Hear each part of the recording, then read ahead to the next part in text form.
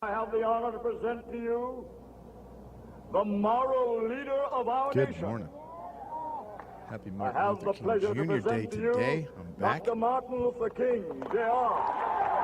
I'm convinced if 3 men still lived on this planet, this would be a completely different country. Martin Luther King Jr. is one I of them. am happy to join with you today in what Malcolm will X. go down in history as the greatest demonstration for freedom in the history of our nation.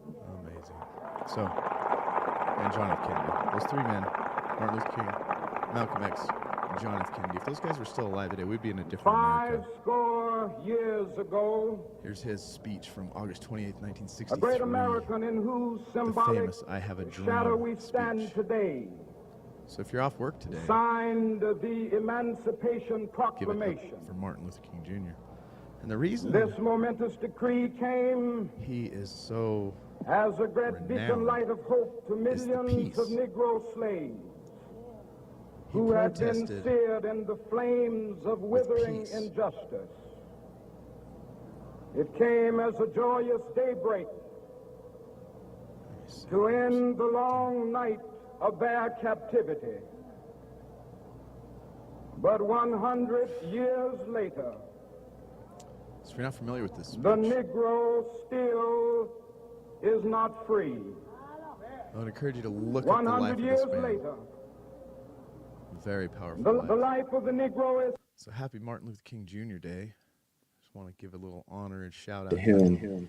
Like I said, if 3 guys still existed, well, this would be a completely different America. Martin Luther King, Malcolm X, and John F. Kennedy.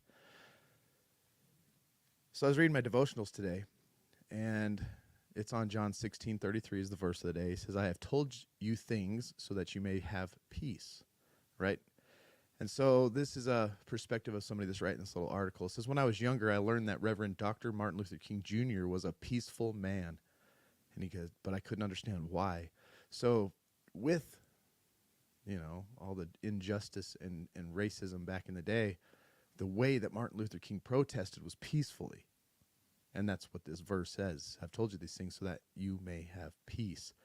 He says, as he experienced the cruelty of prejudice, the brutality of violence, and the ferocity of hatred, he managed to speak words that were filled with compassion, kindness, and love.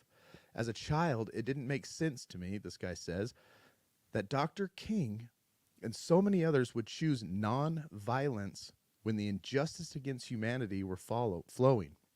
I wondered how anybody could stand in the face of prejudice and inequality and maintain peace. How could you stand against that type of persecution but yet speak and act in peace? As I got older, I learned that Dr. King not only understood what was necessary to create change, he was determined to be a vessel for change.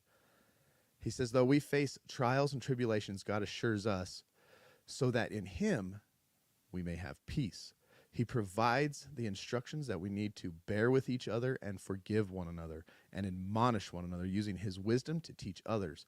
As we recognize the need for change and work together to make a difference, he reminds us that we can be perfectly united in love. We decide how we treat one another in the midst of darkness. We can choose to be the light in the face of hate. We can choose to love. No matter what happens, God can grant us peace. What adversaries have you been facing? How will you maintain peace despite your circumstances? Lord God, I thank you for that reminder that peace is possible because your unyielding love towards us. Very cool. So, some of you know that I have been on a 75-day hard challenge. And in the middle of this challenge, I got to day 9. And day 6 through 9, I was suffering. All of a sudden, I ended up with a upper respiratory chest infection, could hardly talk. The last 2 lives I went on were completely I couldn't even stand to hear my own voice. I'm still struggling with that just a little bit. But then I ended up having shoulder surgery in the middle of that while I was sick, which was a trip because I told the doctors, I called them, said, hey, this is what's going on. They're like, don't worry about it. It's all good. Filled out their little information thing, said upper respiratory chest infection, severe cough. Went in there like it was nothing, not a big deal. They put me under, did my surgery, 3-hour total process, in and out, just like getting your oil changed. Came out of there, took a day, but the anesthesia and the surgery, immune system, like, hey, body's jacked up, got to fix this shoulder. Holy crap, and you're sick. Knocked me dead. So, needless to say, the last week or so, I've been doing nothing but laying in bed, down and out, unable to talk, still kind of coughing just a little bit. But hey, I'm back and feeling great now. On the mend, just about 100% besides my shoulder. I should be in a brace right now, but it's annoying when I'm sitting here. And plus, if I'm just sitting here, it's fine. But I'm back. I'll be going live in the mornings, just like I was before. We're going to go through our little devotion. We're going to go through some resolves by Jonathan Edwards to remind us that, hey, look, we're only on day 15 of January 2024. And how are you feeling? Does it feel like the year's already extremely long? It does to me, because I've been laying in bed doing nothing with zero energy. How are you feeling? How's your resolutions? How's January treating you? Where are you going in life? How are you going to get there? What's your struggles right now? What's your clean time? If you got any clean time, drop it in the comments. And how are you going to sustain your goals through 2024? That is the question. And that's what I'm here for. I'm here to help you, give you strength, give you hope, hopefully lead by example, that we can get through this. If I can do it, you can do it. Addiction, it warps our perspective and leads us to believe that our addictive actions offer us some freedom, when in reality, addiction creates spiritual and physical bondage. A lot of people think, I talked to somebody the other day that just like, they think, and I remember being there myself when I was drinking. I feel like I had to do it. I needed that. I had to, and if I didn't have it, I was scared. There's a fear of not drinking in the evening as much as I was drinking. And to think about quitting cold turkey or to have zero alcohol in my life, it just seemed like utterly impossible. And it's a trippy place to be in, especially when you know, after you've had a few drinks, and that, just like the doctor's opinion says, that allergy kicks in, and all of a sudden you just get thirsty for more, and you're gonna hit the bottom of any bottle that you buy, no matter how expensive it is, that you just have to keep drinking and drinking. And then in the midst of that drunk, you become ashamed and guilty and emotional and sad, or sometimes you get angry, mean, and delusional and start ruining relationships. But yet there's this like, I need to be there. And so to quit is a very hard struggle, because in reality, addiction creates spiritual and physical bondage, chains and slaves. So on this Martin Luther King Jr. Day, freedom. And I know it doesn't relate in the sense of racism and what was going on back then, but it kind of does, because of the abuse and the people that we become under the influence of drugs and alcohol in the midst of addiction. I had a guy on my podcast last night named Mark, who's the author of a book called All My Friends Are Felons, who worked in the criminal justice system inside the prison as an educator and came up with some amazing things. And we are complete criminals, and he never had a problem with drugs and alcohol, but he was blown away that the crimes that were committed by these inmates to get to where they are for being punished compared to who they are when they're clean. He goes, it was unreal, because he had like this, the scales fell off his eyes, eye-opening paradigm shift moment in his life, where he started talking to these inmates and realizing, like, this dude's cool. Like, if he wasn't an inmate and we met outside of this place, I'd go golfing with this guy. I would hang out with this dude. And it just blew his mind, because he had a presupposition that all the people in the prisons are going to try to kill you, manipulate you, rob you. And it wasn't the case. He found out that through addiction and whatever traumatic life circumstances led up to that coping mechanism, and however addiction evolves in people's lives, that's not who that person is on the inside when they want to change. Yes, we're all down deep, depraved human sinners, and we have flaw and have a desire to be evil and separated from God. But there's this other human side of us, the grace side of God, that just, we're not who we are in our addiction. I became a complete monster, especially in the early 2000s with my meth addiction. Complete monster. Criminal monster. Got what I deserved. 2nd-degree felony.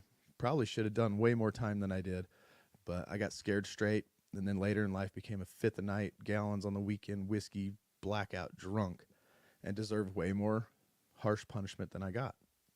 But that's the reality of addiction. It creates spiritual bondage. We each have free will, God's gift to us, allowing us to choose how we act. So you have a choice how you act. Put the bottle down. Put the drugs down. 2024, clean and sober. I will drink and use no more. 2024, I will drink and use no more. 2024, I will drink and use no more. There you go. But we can be deceived. Listen to this. But we can be deceived and misuse free will. This guy says, I certainly did. He says, through addiction, the devil lies to us, telling us that the drugs and alcohol can liberate us. It's going to liberate you. That's a lie. But rather than free us, addiction enslaves us, literally. And addiction and depravity, that wants to kill you. Why do you think people die in OD? Why do you think people are out there? Look at the numbers of how many people are dying per year because of drugs and alcohol. It wants you dead. But it's okay if you're just lame and numb and not doing nothing with your life either. He says, as I began to establish some separation from addiction, I gained clarity and began to realize the significant distinction between free will and real freedom. I am indeed freed to do what I want, but if I am using my free will and I am in bondage to sin, am I free? I need to drink because I have these problems and it's different for me. It ain't different for you. It ain't different for nobody. Nobody out there is unique that's in addiction. We may have different story examples of life, and some people that may have more trauma than others. It depends, and the trauma can be self-inflicted. It can be inflicted from parents and life situations of where you grew up. It could be because you went to war in Afghanistan. Who knows? Anything that causes this type of trouble that leads you into thinking that addiction is going to free you from that. No, it only creates a more bondage, worse place to be. In Romans, after this, real freedom is when we know we can do whatever we want, but we consciously choose to follow God and to live according to his will, right? Step 3 even says that. You got step 1, we admit we're powerless over our drugs and alcohol, that our lives have become unmanageable. Step 2, came to believe that a power greater than ourselves can restore us to what? Sanity, meaning if we have to be restored to sanity because of our bondage to drugs and alcohol, we were living insane. And take it from me, I was insane on alcohol. I was insane when I was a tweaker. Insane, right? And so step 3, we decide to give our lives and our wills over to the care of God, and as it says, as far as we understand him. Real freedom is when we can do whatever we want, but consciously choose to follow God and live according to his will. And then we go on to step 4. We do a searching, fearless moral inventory of ourselves, which is amazing. Step 5, we're going to admit it to God, to ourselves, and to another human being, trying to find the root cause of the problem and why we did all that we did. It's an inventory of yourself. It's a scary one. You got to look in the mirror. Then we get to step 6. Whoa, look at all my character defects, right? All my sin in my life. I want to get rid of them. You become willing to get rid of it. And then step 7, you humbly ask God, help me get rid of this. Step 8, oh my Lordy, look at all the people I've hurt along the way. I'm going to make a list. My wife, my kids, my mom, my dad, whoever, right? And you start making this list. People at work, my institutions. Oh, Smith's down the street that I robbed. Oh, this police station for that, And you start making them, you become willing to make amends. And then step 9, you actively make amends. You don't actively run out there and start checking them off your list. But as God brings people into your life that you can apologize to for the behavior and the destruction and the pain that you've put them through, you apologize and you move on. And then you live in that amends as to never, ever, ever have to say sorry again. We change this time. And that is the freedom we're talking about when you quit drinking and using drugs. You think you are liberated under the influence of drugs and alcohol, but you are not. You are enslaved and held captive. Step 10 is kind of a maintenance. We just start looking at our lives. How did I do today? What can I do better? Oh, I was wrong here. I'm going to promptly admit that and change. Step 11, you increase this conscious contact with God. You're asking him for his will for me, and then for giving me the power to carry out his will. And then at step 12, you start reaching out and helping people. Help, help, help, help, help. Romans 6:18 tells us, and having been set free from sin, you became slaves of righteousness. Choosing God and obeying his ways allows us to remove the chains of sin and addiction. It blinds us to him in love. That is the good news. And the good news that Jesus died, rose from the dead, and you can be pardoned because that's applied to you. Powerful. The power of his Spirit sets us free. And one of the fruits of his Spirit is self-control. I'm a huge advocate on discipline and self-control. I don't consider myself a smart guy, but I consider myself a disciplined hard worker. That's where I have my edge, and that's where I can succeed and get ahead. I'm not very bright. I'm not very smart, made humongous bad decisions in my life, but I have work ethic, and I'm disciplined. I do what I say I'm going to do, and I strive as hard as I can to be the best person I can every single day. Self-control. When his Spirit is present in our lives, we live empowered and free from the bondage of addiction. God did not create us to be addicts and alcoholics. We are not created to be a slave to substances and poison and chemicals, right?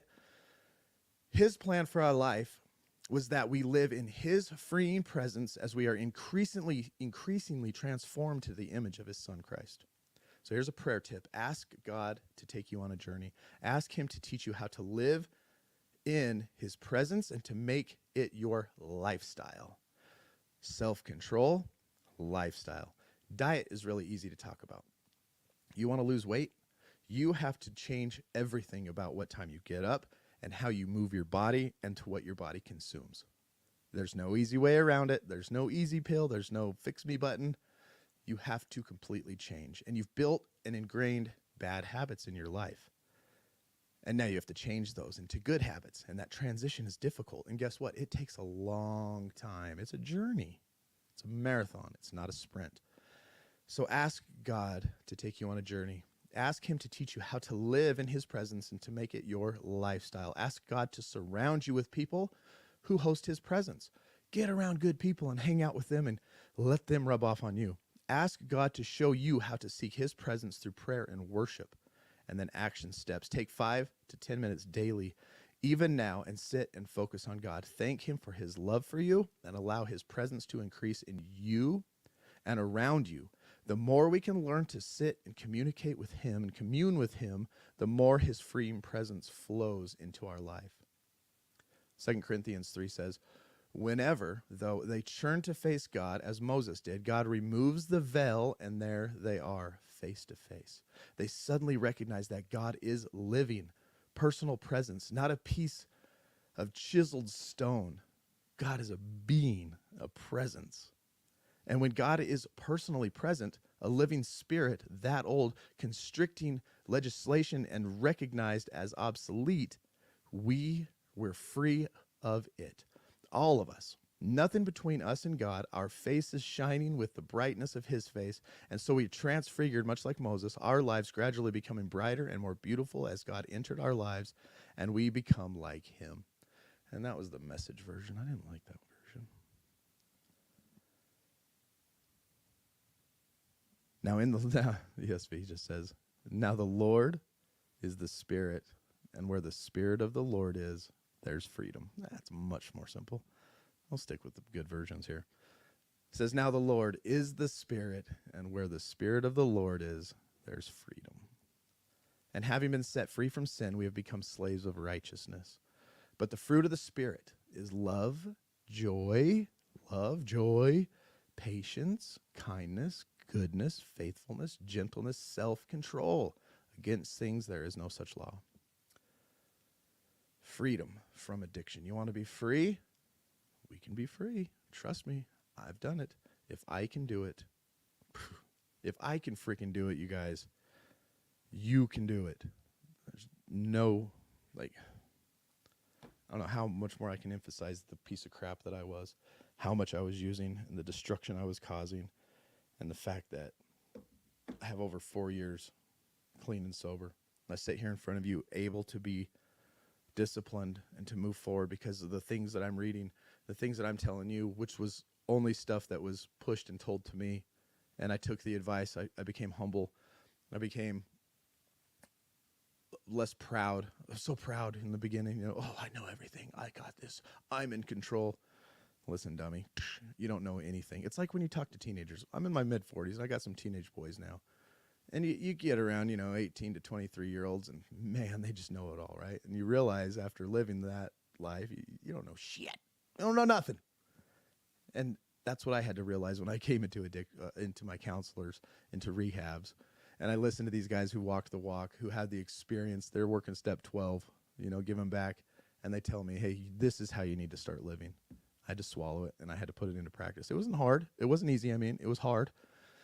It took time, but it gets so much easier over time. The further you get away from the physical addiction, the further you get away from the bad habits, because you've changed your lifestyle and you've become more self-controlled and disciplined, and you've built new habits, and you've restored relationships, and you've said sorry to people around you, and you're working on these things day in and day out. You look back in a year and a half, 2 years of sobriety, and you become a completely different person inside and out. And it's a beautiful place to be. Jonathan Edwards, I don't know why it's not popping up. It's only giving me a sample.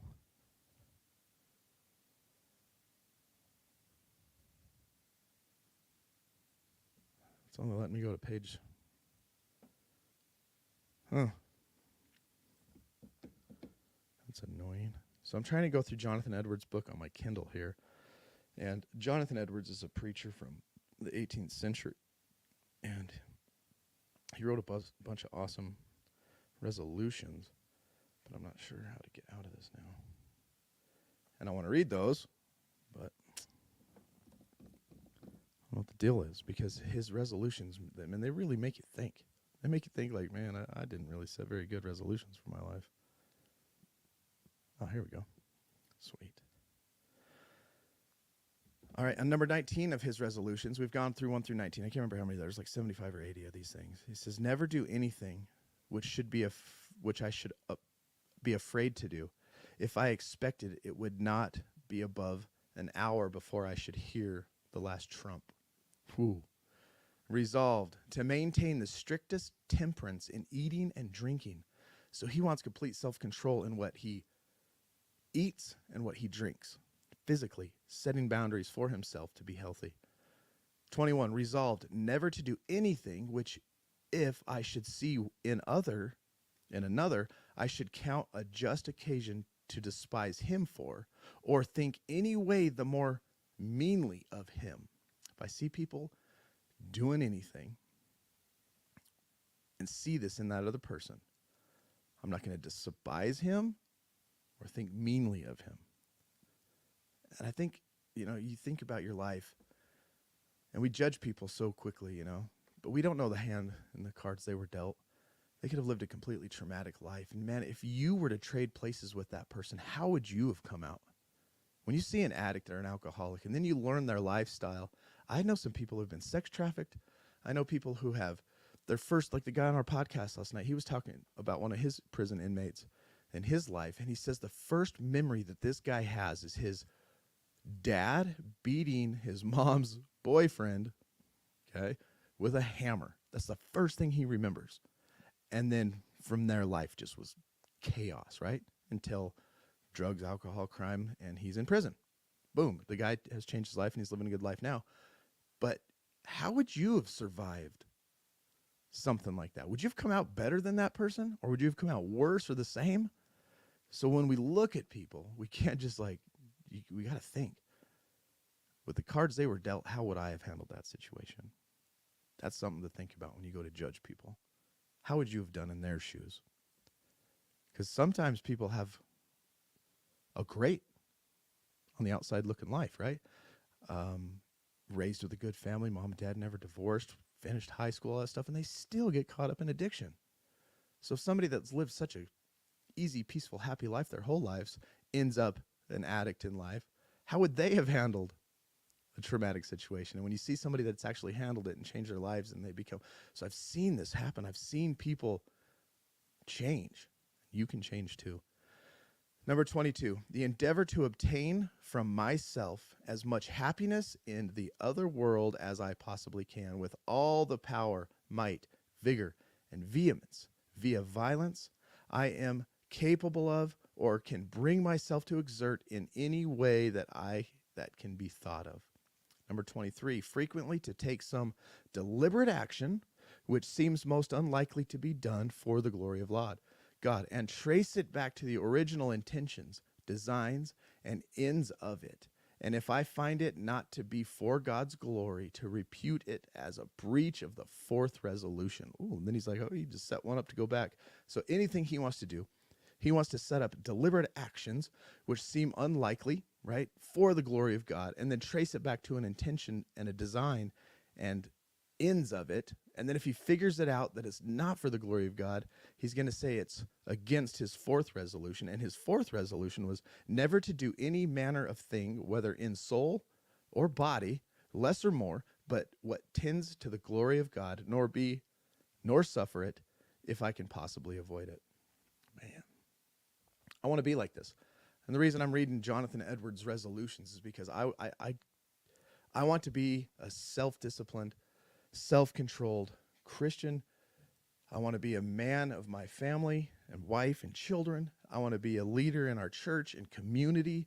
I want to live to give, and I want to just honor God with this last half of my life. The first half of my life I've wasted, and it's crazy at being 44 years old now, the perspective and paradigm shift I've had on just time in general. I used to look back at the 60s and 50s and 40s and think, man, that was ancient times. It was so long ago, this whole other world. It's black and white, when you look at it on TV. That wasn't very long ago. You go back 40 years, and it was, the 70s. You go back 40 years from that, time is so fast and so short and so small. And the first 44 of my life, I've had some good stuff in my life, and I've done good things, and I've had good jobs, and I'm grateful for the stuff, but I have wasted a ton. There was a time in my life from 34 to 40, I completely wasted chasing, climbing a ladder at a job that was not edificacious in my life to bring happiness and joy, to be able to buy houses and new cars, and that wasn't good. And on top of that, I became a raging alcoholic, and so I threw away this chunk of my life. And then in my early teens and 20s, throwing away all my life chasing and partying, trying to get attention, showing off because I needed attention because I didn't get the attention. I thought, that whole psychological thing, you're doing it for the attention because you didn't get the attention as a child or whatever, right? I was doing that stuff. I became the crazy guy. I would jump off and do just crazy stuff because I wanted attention. And then I did as much drugs as I could possibly do until I ended up with a second-degree felony and landed in jail. And there's a little bit in there after I got saved that I did serve and worship and understand and learn and got educated. But God took me through a refiner this last 5-6 years. And now I want to pursue this life that is just whoever's around me, I want to be able to speak words of wisdom. Whoever is near me, I want to be able to serve and to give and to love. And I want that to just ripple and affect the community. And I hope that affects you. And I hope that change is something you desire. The freedom, there's so much more freedom, like to give rather than receive, when the Bible says that, is so true. And if you want freedom, you've got to put the drugs and alcohol down. And if you have put them down and you are 5, 10, 15 days, 30 days clean, I salute you. Like, keep it up. This is a long process. It takes a long time to change ingrained bad habits. And that is a delusion with these 30 days, 60-day, 90-day rehabs. And it's a get quick fix scheme. It's a instant gratification. And that's all we've been doing our whole life, is trying to become instantly gratified. Boom, we take a big old guzzle of whiskey and, give it 2 minutes and bam, I'm instantly changed. And I've done that for years, and I've poisoned myself for years. You think I'm going to get the help I need in 30, 60, or 90 days? Absolutely not. It is a continual process of change, and you haven't made a good, substantial, habitual change in your life for the first year of your recovery. It is a grind, and it is just a struggle. And you have rewards, and things happen that are good in that, but you have to just keep grinding. A year later, you look back and go, wow, look how far I've come. And then you grind for another year. Wow, 2 years later, and you start becoming this completely other person. 2-3 years into it. Changing a lifestyle from a lifestyle that's been abusive for years is going to take years to change. That's the reality of it. So stay patient, stay strong, change your friends, change your diet, change your time management and what you do with your mind and your body during the day, what you consume in your ears and in your eyes, what you consume through your mouth, drinking and eating, and then what you throw back up on the world and your thought process. What are you constantly thinking about? The best way to do it is to get rid of negative thoughts, and try to get around people who are searching and finding and growing and like, what can I gain from that person? How come his life is different than mine and it seems so much better? I'm going to start doing what he does. And you start just mimicking these other people that are around you that you want to be like. That's what they'd say in the rooms. And you implement it and you employ it in your life. And then you do change. And then people start looking at you for change. And you start helping them. And there's no greater reward, I'm telling you right now. So, y'all, I've been going live every morning at 7 a.m. I took about a week or so hiatus because you saw me get sick, if you've been following along, and then you saw that I had a surgery. Sickness surgery equals me go to bed for a week. It took me down. My throat's still changing. But I will be back tomorrow at 7 a.m. with some more recovery. And if you need or anything like that, in the description below is a link to my website. Check it out, see what we're all about. If you're in the Ogden area, join us tonight. We will be at the gym at 6 o'clock. The first hour we work out. The second hour we have a group therapy session. We mimic and model a therapeutic community as much as we possibly can, not living together, and help each other and support each other and to pursue holiness and to pursue freedom from addiction. So until tomorrow, you guys, I will see you bright and early. But until then, focus on building and strengthening yourself, changing your habits. So do not put yourself in a high-risk situation. Stay strong, work your programs, and remember, we recover better together.